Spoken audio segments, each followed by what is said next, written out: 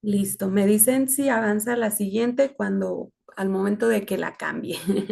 Pues en esta noche vamos a ver lo que es el, la carta a Tito. La titula aquí como el plano para una iglesia sana. Es lo que como Pablo bueno, como nuestra presentación la titula, ¿verdad? Esto es lo que presenta para una iglesia sana. ¿Cómo se hace? Vamos a ver la anatomía de la gracia, el liderazgo y la conducta en la epístola a Tito. Debemos de saber que Tito es una carta antigua de 3 largos capítulos, 3 breves capítulos, pero condensa una gran cantidad de instrucción, abarcando doctrina moral y disciplina que aborda el desafío de alinear la teoría con la práctica. Vamos a ver un equilibrio de esto y esto va, esto que escribió Pablo va a una comunidad al borde del colapso moral.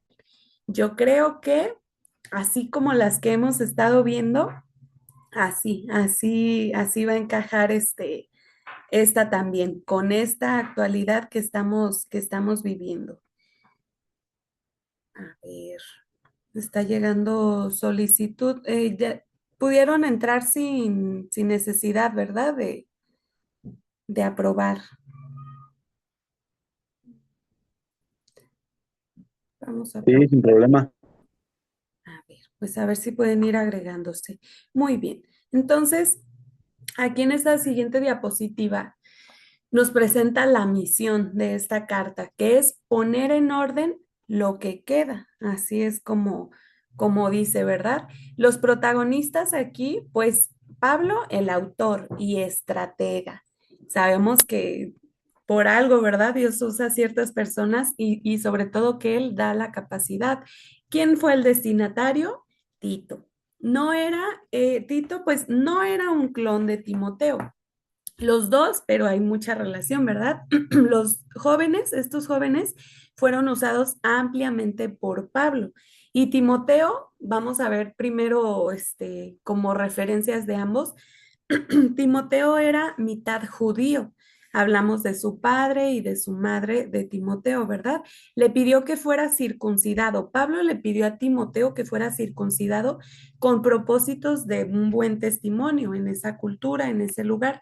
Pero aquí con Tito dice que no le requirió, no le pidió ser circuncidado. Y Tito desde su tercer viaje lo acompañó en ese tercer viaje misionero. Y Pablo confiaba tanto en él que le delegó la solución de ciertos problemas, como la iglesia en Corinto, los problemas que tuvieron ahí, Pablo utilizó a Tito porque confiaba también mucho en él. Hay algunas similitudes, perdón, entre la primera carta a Timoteo, la primera, recordemos que fue un cambio cuando fue la segunda a Timoteo, pero en contraste aquí de primera de Timoteo y Tito, las relaciones de similitudes, pues Pablo presenta preocupación por los falsos maestros y también hay una exhortación a evitar controversias inútiles. No te enfrasques en pláticas que no tienen provecho, en estar alegando.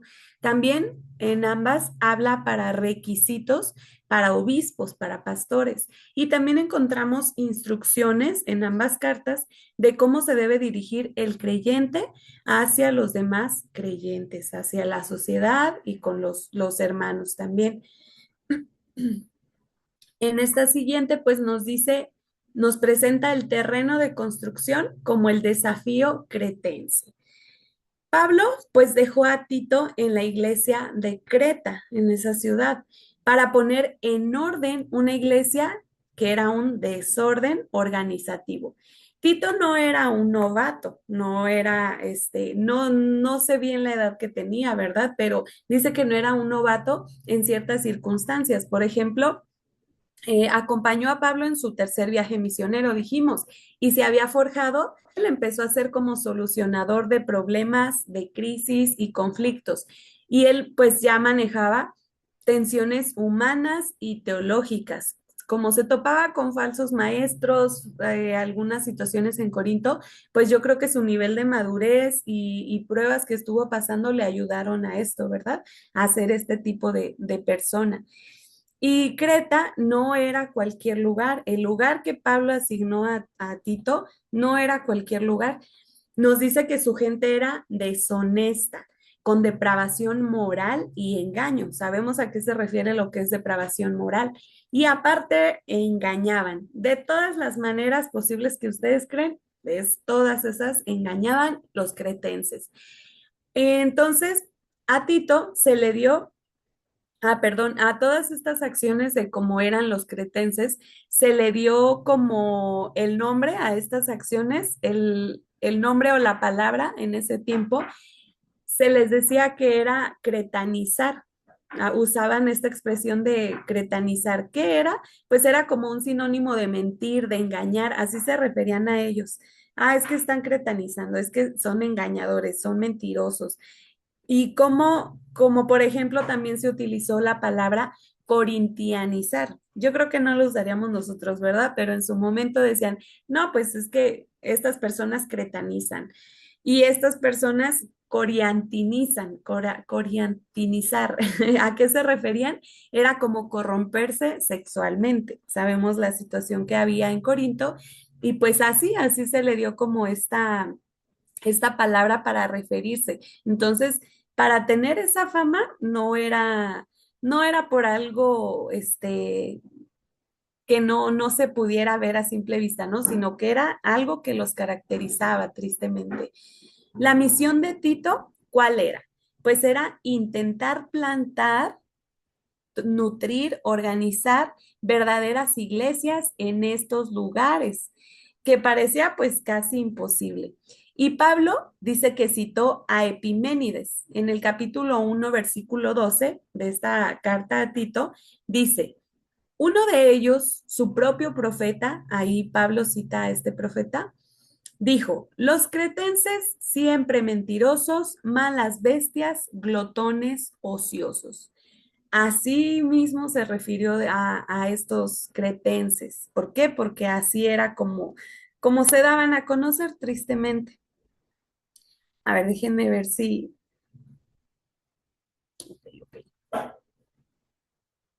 Déjenme ver si están entrando más personas o cómo es que quedamos aquí.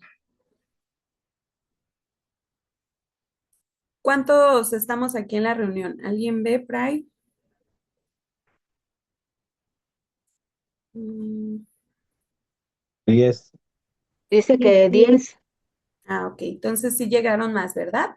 Porque no me deja ver por acá. Pero bueno, vamos avanzando, muchas gracias. Entonces, esa era la misión de Pablo, la misión de Tito, perdón, intentar nutrir iglesias en un lugar que era reconocido por eso, por su depravación moral, por engañosos, mentirosos. Y el contenido en esta carta se concentra en dos cosas básicas: el problema de los falsos maestros y la búsqueda de una vida en la iglesia ordenada, que estuvieran bien organizados ahí mismo. Tenían los mismos problemas en la iglesia en Éfeso y en Creta. Entonces, por eso hay mucha similitud en las cartas, pero ahora sí que cada una tiene lo suyo, ¿verdad? Por eso es que tienen un lugar. Vemos aquí el diseño estructural de la epístola. Como lo hemos estado viendo, pues tiene una base, un fundamento, los pilares y el techo. Aquí el énfasis que hace son por la repetición del término. Si ya han leído, si leyeron la carta a Tito, repite mucho términos de sano o saludable. Lo repite 4 veces. Dijimos que la carta no es tan larga y cabe aquí estas palabras 4 veces. Se presenta entonces como prioridad.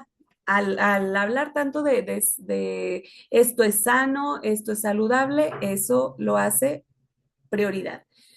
La importancia y la contraposición de la sana doctrina, aquí hace este énfasis, o a los falsos maestros y la vida que produce. ¿Cuál es la importancia de la sana doctrina contra los falsos maestros? Nosotros ya lo sabemos, ¿verdad? La sana doctrina también se le llama así porque produce una sana conducta. por eso, por la conexión que hay entre pues, ¿qué se puede decir? Como este equipo que se hace, este enlace que se hace de lo que es doctrina y comportamiento, conducta. La relación entre lo que creemos y lo que vivimos, eso es, se nota. Lo que yo creo, no es necesario que tú vayas preguntándole a todas las personas, ¿y tú en qué crees? ¿Y tú en qué crees? Cuando la gente ve cómo vivimos, se da muchas veces por entendido qué es lo que creemos. Entonces, es un llamado a analizarnos y a reflexionar también en esto, ¿verdad? Aquí nos habla también acerca de la palabra gracia, que la menciona aquí como fundamento, gracia y sana doctrina. Dice en el capítulo 1, versículo 11, porque la gracia de Dios se ha manifestado para salvación a todos los hombres, enseñándonos que renunciando a la impiedad y a los deseos mundanos, vivamos en este siglo sobria, justa y piadosamente, aguardando la esperanza bienaventurada y la manifestación gloriosa de nuestro gran Dios y Salvador Jesucristo, porque la gracia de Dios se ha manifestado para salvación a todos los hombres, enseñándonos que renunciando a la impiedad y a los deseos mundanos, vivamos en este siglo sobria, justa y piadosamente. Y ya lo repetí. ¿Por qué no me dicen? Estoy repitiendo la cita para ver si se habían dado cuenta. Pero menciona para qué es la gracia, ¿verdad? Aquí nos la pone como un ancla innegociable. Lo que creemos entonces define cómo vivimos. Destaca aquí también las buenas obras. Quería que los cretenses reconocieran esto. Dice en el versículo 8, palabra fiel es esta. Aquí el énfasis que él hace. Y en estas cosas quiero que insistas con firmeza, le dice a Tito, para que los que creen en Dios procuren ocuparse en buenas obras. Estas cosas son buenas y útiles a los hombres. Entonces, aquí en el capítulo 1, pues nos menciona la importancia de un liderazgo sano. Si tú quieres saber más sobre el tema, si quieres entender de qué está hablando el capítulo 1, la importancia de un liderazgo sano dentro de la iglesia. Y en el capítulo 2 encontramos la importancia de una membresía sana. Y esto pues va ligado, ¿verdad? Esto es importante, de suma importancia y claro que van en conjunto, de la mano. El pilar 1 dijimos entonces la defensa del liderazgo sano. La amenaza externa que estaba pasando, pues había falsos maestros, herejías, gangrena espiritual, enfermedad espiritual, intentando infiltrarse. ¿Y el filtro cuál era? Aquí nos dice que eran ancianos aprobados. Dice que se requieren ministros sanos para mantener la pureza doctrinal. Se requiere que ellos estén ahora sí que al tiro, ¿verdad? Por algo se delegaron, por algo Dios elige a estos creyentes, a estos hermanos, porque funcionan, hacen un tipo de función como filtro por todas las amenazas externas, lo vemos aquí. Y entonces, ¿cuál era el entorno protegido ante este filtro? Una iglesia ordenada, protegida de controversias inútiles, porque sabemos que dentro de una iglesia hay situaciones, pero imagínense todavía cargar y dejar filtrar tanto entre el exterior. Nos recuerda aquí esta frase, si queremos una doctrina sana en las iglesias, necesitamos líderes sanos en las iglesias, en cada una de nuestras iglesias. Y esto es vital, porque hay un vínculo inquebrantable entre lo que la gente cree dentro de su corazón y cómo viven en la práctica todos los días. Porque cuántas veces se asiste a la iglesia. Podemos pensar en nosotros, podemos pensar en general, a lo mejor un promedio en la iglesia, y todo eso se nota en la forma de vivir.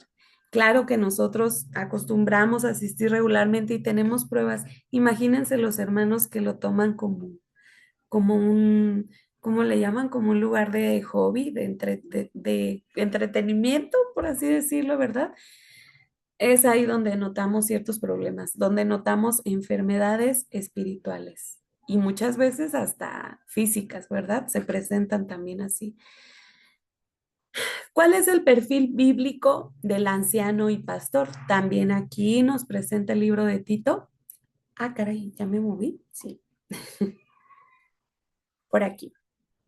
Dice que el propósito entonces de Pablo fue ofrecer un boceto de los hombres de Dios, no un listado rígido, no es como que, a ver, ábranse esta parte de la Biblia y aquí van palomita, palomita, rígido, ya que hay cosas importantes que no cita Pablo, ahí no las encontramos todas, pero es un listado importante.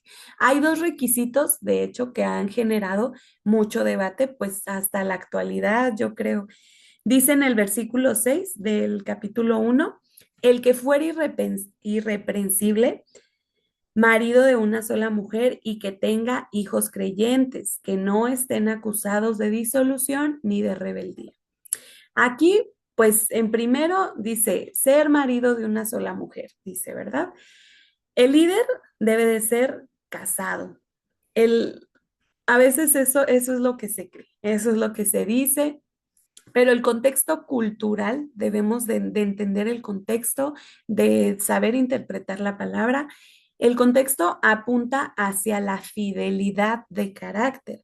Si está casado, o sea, si el creyente, esta persona que va a tomar este lugar es creyente, es casado, perdón, debe de ser fiel y comprometido para su esposa con esta sola mujer, teniendo entonces el contexto a quienes escribía, a los cretenses, el contexto a quienes, era una cultura, recordemos, llena de engaño.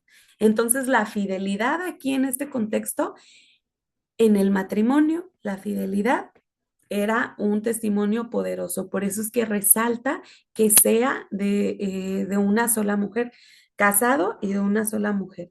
¿Por qué? Porque era rarísimo encontrar una persona así. ¿Le suena familiar? ¿Le suena contemporáneo el tema? Sí, así es que Pablo por eso resalta aquí. También en el segundo punto habla sobre la necesidad de tener hijos creyentes. Pero se utiliza aquí la palabra griega en traducción, pistos, que se puede traducir como creyente fiel o digno de confianza. El padre humano no puede considerarse ser el total responsable de regenerar o salvar el alma de su hijo. Claro que los padres forman un papel importante en la vida de los hijos, pero el que hace la obra, ¿quién es? Es una obra exclusiva de Dios. Y su responsabilidad y obligación, claro que hay. ¿Cuál es la principal? Es modelar un ejemplo piadoso y enseñar los principios en la vida de su hogar, los principios doctrinales, lo que entendemos en la Biblia y lo que Dios manda, ¿verdad? Pero el papel principal, pues la obra exclusiva es de Dios. Entonces, antes de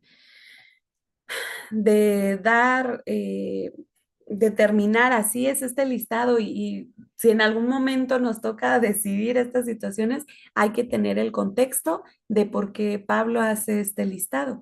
Vemos aquí también la matriz del diagnóstico entre el líder sano y el falso maestro, era lo que estaba tratando en esta carta. Habla acerca de la dimensión. Por ejemplo, el líder sano y el falso maestro. ¿Qué motivaba al líder sano? Dice que el servicio como administrador de Dios. Y al falso maestro, ¿qué lo motivaba? Enseña por ganancias deshonestas. El carácter del líder sano, pues amante de lo bueno, justo, santo. Pero el falso maestro, rebelde, hipócrita, corrompido. La enseñanza del buen líder, un líder sano, es sana doctrina. Dijimos que tiene mucho que ver el comportamiento, ¿verdad? Palabra fiel. ¿Qué habla? Palabra fiel. Pero el falso maestro, mitos judaicos, mandamientos de hombres, ideologías, ¿verdad? ¿Cuál es el fruto del líder sano? Él modela la piedad. Se ve. Esa sana doctrina en su vida, en su corazón, se ve. Es el fruto. Y el falso maestro, ¿cuál es su fruto? Pues niega a Dios con sus hechos. Son inútiles. Entonces, el diagnóstico final de matriz, ya me avancé por acá, es que en sus mentes y conciencias están corrompidas del falso maestro, sin ningún aporte real. En realidad, al hacer comparación, no hay ningún aporte. Si el liderazgo dentro de la iglesia es saludable, eso se manifiesta en el resto del organismo. Es importante entonces la buena organización dentro de la iglesia. Aquí lo remarca. Vemos aquí el pilar 2 dentro de este edificio, el diseño de una membresía sana. Se van las letras ahí. A partir del capítulo 2 y 3 se enfocan a los miembros comunes de la iglesia, que son ancianos, ancianas, mujeres jóvenes, hombres jóvenes. Los ancianos dice que deben demostrar la madurez y estabilidad que los debe de acompañar. A las ancianas se les otorga un ministerio formativo indispensable, es indispensable para las ancianas ser maestras del bien. Maestras son las que enseñan, las que modelan estos comportamientos, ¿verdad? Instruyendo a las más jóvenes. Les van a decir cómo tratar a su familia, a su esposo, cómo vivir de acuerdo a lo que Dios agrada. Y para eso fungen o para eso están las ancianas, para ayudar a las más jóvenes siendo mentoras. Ellas son las que modelan, entonces son reverentes, maestras del bien. Y los hombres jóvenes se les insta a ser prudentes y sensatos, aún en el contexto de la ciudad. ¿Cómo era la ciudad, dijimos? Porque pues lo podemos leer de pasada y decir, pues a los jóvenes que sean prudentes y sensatos, contrólense. Pero imagínense, el contexto que tenemos en Creta, podemos hacer una relación de hecho con lo actual, ¿verdad? Como la sociedad tan fácil es corromperse. En la mano, simplemente en la mano, el celular, cuántas cosas se nos presentan, se nos pueden presentar a través de redes, a través de fotografías, páginas, infinidad de cosas. Y ante esto hace un llamado a ese actual también, claro que sí, a los jóvenes, hombres, yo creo que también mujeres, yo creo que ya cualquiera, ser prudente, sensato y controlado, adquiriendo sabiduría. Esto era un reto en esta sociedad y en esta sociedad, hablando de los decretos, hablando actualmente, ¿verdad? Todo esto, todo esto, hermanos, requiere humildad. Aquí este diseño de la membresía requiere humildad. Dentro de la iglesia, dentro de este orden se requiere humildad. ¿Por qué? Por parte de todos. ¿Por qué? Porque ¿qué tal que si llega la hermana anciana a quererte dar consejos y tú no quieres? Entonces, también se requiere humildad que, que un anciano llegue a aconsejar a un joven, se requiere mucha humildad. Entonces, eso también es para nosotros. Todos aquí, todos los miembros tienen un rol activo. ¿Cuál es? Cultivar una membresía saludable. A eso estamos llamados dentro de la iglesia. En esta siguiente, el efecto cascada del discipulado, cómo se desarrolla. Tito está como delegado apostólico y es un ejemplo de buenas obras, pureza, doctrina y dignidad, pureza de doctrina y dignidad. Él, pues, tiene relación con los de una generación madura, por así decirlo, con los ancianos. Y ellos, pues, con humildad reciben enseñanza, instruyen y entrenan a la siguiente generación, a la generación joven, donde requiere humildad para dejarse enseñar. Y ahí vamos a ver vidas transformadas que silencian a los adversarios. Se ve tu manera de vivir, da a entender muchas cosas. Aquí vemos la doctrina en la esfera. ¿Cuál vamos? En la 10. La doctrina en la esfera pública. Por ejemplo, en la esfera laboral, como siervos los presenta, nos llama a estar sujetos en todo, complacientes, no defraudando. ¿Cuál es el propósito? Adornar la doctrina de Dios ante el mundo. Y en la esfera civil, como ciudadanos, sujetos a los gobernantes, nos llama a ser obedientes, mostrando una actitud mansa. ¿Y cuál es el propósito? Pues estar listos para toda buena obra. Dice el capítulo 2:10 en la parte B. Aquí viene el propósito claro de por qué comportarnos así. ¿Quieren saber por qué? Para que, dice la Biblia, para que en todo adornen la doctrina de Dios, nuestro Salvador. Y eso viene a ser un gran peso en esta sociedad.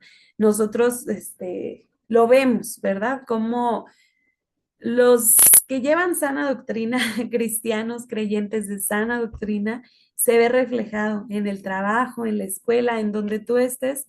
Ellos notan esta diferencia de actitud, de comportamiento. A esto estamos llamados. Nosotros adornamos entonces, para esto es, para adornar la doctrina de Dios, para que sea llamativa, para que ellos vean la diferencia.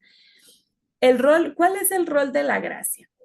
Entendemos aquí el autor de la transformación, la gracia en el tiempo, cómo fue pasando. Martín Lutero dijo de ella, de la gracia, de la epístola, perdón. Esta es una epístola corta, pero una quintesencia de doctrina cristiana, de doctrina cristiana, y compuesta de tal manera que contiene todo lo necesario para el conocimiento y la vida cristiana. Eso fue lo que dijo Martín Lutero. Esta carta es muy importante. Es la quintesencia de la doctrina cristiana. Contiene todo lo necesario para el conocimiento y la vida cristiana. Entonces, resumimos el tema de este libro de la siguiente manera. Vamos a ver aquí la organización de una verdadera iglesia de Cristo y una apelación a la iglesia a ser fiel a Cristo, solo a Cristo. Esto, la gracia, es la evidencia innegable, visible de una transformación real. Cuando la gracia de Dios llega a nuestra vida, la transformación es innegable, innegable. No es solo una fuerza de voluntad, sino, no es fuerza de voluntad ni llamados a cumplir un reglamento. Más bien, ¿cómo es que se genera este cambio frente a una cultura dañada? Pablo estaba presentando esta forma de vivir, pero no es a fuerza. Aquí Pablo se va al motor de la transformación. ¿Cómo es que yo debo de ser, de someterme, de tener humildad, de ser prudente? ¿Por qué o cómo? Pues aquí nos presenta la gracia, la gracia. Aquí, por ejemplo, dice, nos presenta Pablo pues un punto de inflexión, un punto de cambio que gira drásticamente. El gran motor no era el miedo al castigo, ni el deseo de la aprobación social. Nos dice que en el pasado, ¿de quién nos habla? De Cristo. El pasado nos salvó. Ahí fue cuando la gracia se manifestó. ¿Por qué? Porque Cristo se dio a sí mismo para redimirnos, perdón, de toda iniquidad. Y en el presente nos enseña, nos da poder para renunciar a la impiedad y vivir sobria, justa y piadosamente hoy. En el futuro nos da esperanza la gracia. Aguardamos la manifestación gloriosa de nuestro gran Dios y Salvador Jesucristo.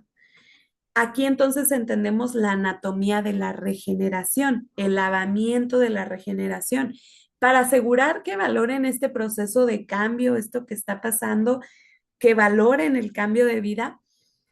Pablo nos recuerda el abismo del que fuimos rescatados. Dice en el versículo 3 del capítulo 3 al 7, porque nosotros también éramos insensatos, éramos en otro tiempo insensatos, rebeldes, extraviados, esclavos de concupiscencias y deleites diversos, viviendo en malicia y envidia, y aborrecibles y aborreciéndonos unos a otros.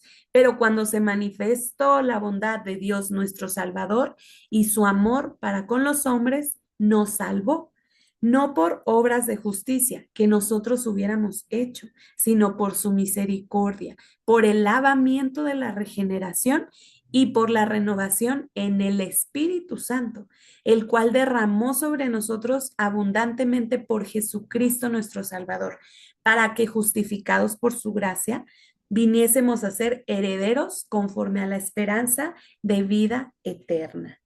Eso es lo que éramos y en la regeneración, pues ahora lo que somos, justificados por gracia. Aquí el protocolo de la disciplina. Estamos hablando de sanidad, de un cuerpo sano, ¿verdad? Extirpando la infección. ¿Qué sucede cuando alguien se niega a someterse a la sana doctrina y causa divisiones?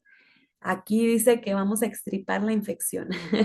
Para que una organización se mantenga sana, tiene que saber detectar la enfermedad a tiempo. Eso sí también me llamó la atención, ¿no? Lo repito. Para que una organización, una iglesia, se mantenga sana, hay que saber, tiene que saber detectar la enfermedad a tiempo. Aquí nos habla de extirpar la infección, ¿verdad? En el contexto de Creta, la doctrina pervertida casi siempre caminaba de la mano con una moralidad pervertida, pues era lo que hablaban, era lo que hacían. Corrompían creencias y arrastraban a otros con sus conductas. Dice en el versículo 10, al hombre que cause divisiones, aquí nos presenta paso a paso, vamos a ver los pasos. En la primera, ¿qué sucede con estas personas que causan divisiones? Esta es una enfermedad, grave enfermedad. El paso 1 debe de ser una primera amonestación, una confrontación pastoral y llamado al arrepentimiento. ¿Cuál es el segundo paso? Una segunda amonestación, una última advertencia formal a quien causa división. Y si no entiende la persona, el paso 3, desechar, se extripa, se quita, se saca. Se separa del cuerpo, separación del cuerpo. Una cirugía dolorosa, claro que sí, pero necesaria para perseverar la salud.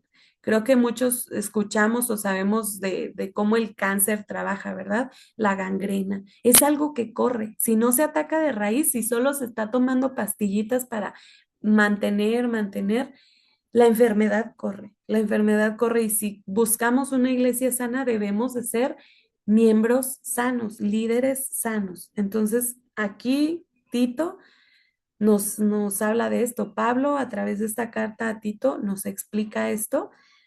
Esto es un procedimiento claro y estricto. Sí, nos dice al final doloroso, una cirugía dolorosa, pero necesaria para preservar la salud.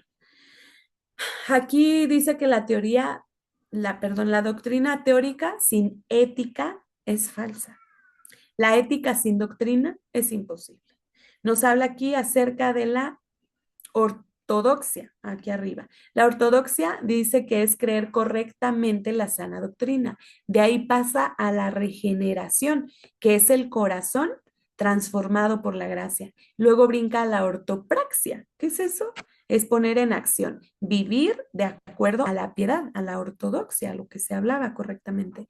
Y esto da fruto a buenas obras. Ocuparse activamente en necesidades apremiantes. ¿Cuál es la síntesis del ecosistema de la sana doctrina? ¿Cuál es la síntesis? Este es el ecosistema. ¿Cómo fluye? ¿Cómo podemos ver esto? El cimiento dijimos que es la gracia de Dios, la manifestación de la salvación en Cristo. Luego nos vamos al soporte, que es el liderazgo sano. Pastores que retienen palabra fiel. ¿Y cuál es la estructura que sigue? La membresía discipulada. Tiene enseñanza, tiene palabra, conocimiento y son creyentes viviendo justa y piadosamente. ¿Y cuál es el impacto? Pues las buenas obras, se ve reflejado lo que creemos, entonces el fruto es visible que adorna el evangelio. Bueno, pues ahorita es todo de este libro. ¿Qué les iba yo a comentar? Ahorita posiblemente se corte, yo creo que por ahí vemos corriendo el tiempo. Ya no sé cómo manejar esto, ya estaba acostumbrada a la otra aplicación, pero por motivos de quién sabe qué, estamos aquí. Mira, aquí estaban, ya los veo, ya los veo. Pues quedan unos minutitos, yo creo que en 2 minutitos dice que se corta. Una personita, yo sé que son bien, bien, respetuosos, bien amables, van a dejar que alguien más hable.